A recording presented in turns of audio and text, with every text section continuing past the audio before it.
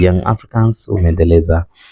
ubabe mbele ya Simba Sports Club ambapo wameweza kushinda kwa goli 1-0,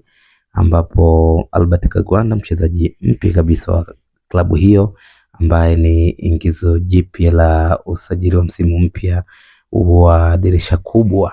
ameweza kuandikia Young Africans goli pekee ambalo limewapa ushindi na limewafanya sasa wawe mabingwa rasmi wa ngao ya jamii kwa msimu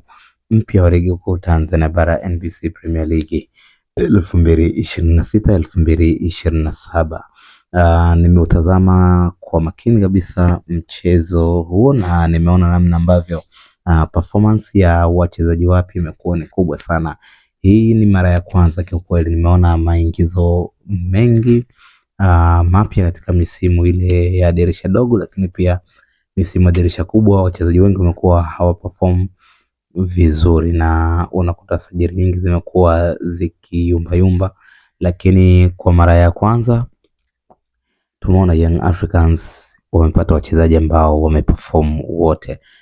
Ukiangalia Albert Kangwanda ameperform vizuri na ameweza kuandika goli, lakini pia Zokwani tumeona namna ambavyo alikuwa nafasi za magoli ya kutokea upande wa kulia, lakini vile vile Peter Sharulile ameonesha uthubutu, lakini pia ameonesha namna ambavyo anaweza kusumbua katika eneo lile la ushambuliaji la upande wa timu pinzani. Kwa hiyo unaona kabisa kwa namna moja ama nyingine kuna kitu ambacho Young Africans hadi hivi sasa wananufaika nacho kutokana na usajili mpya, lakini Sheikh Ibrahim Toure baada ya kuingia, baada ya substitution iliyofanyika, ameweza pia kuonesha ukubwa na kuonesha uwezo ambao amekuwa nao ama anao. Ameweza kufanya attacking ya hatari kwelikweli na aliweza kufanya pia mpira uwe wa kasi zaidi. Kwa hiyo utagundua kwamba Young Africans hadi hivi sasa wana faida kubwa sana katika sajili ambazo wamezifanya, na imeongeza kitu kwa namna ambavyo timu inacheza, namna ambavyo wanaweza kubadilika kimchezo.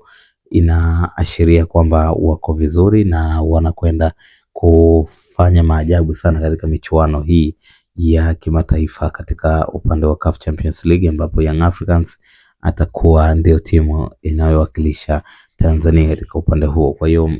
bila shaka huu ni mwanzo, lakini naiona Young Africans yenye uwezo mkubwa, Young Africans ambayo inakwenda kuleta maajabu katika msimu huu wa ligi kuu 2026-2027, lakini pia katika msimu huu wa upande wa michezo ya kimataifa tumeona upande wa ushambuliaji mambo ni mazuri, lakini pia eneo la kati japo kwa dakika 20 za mwanzo Simba Sports Club wali domain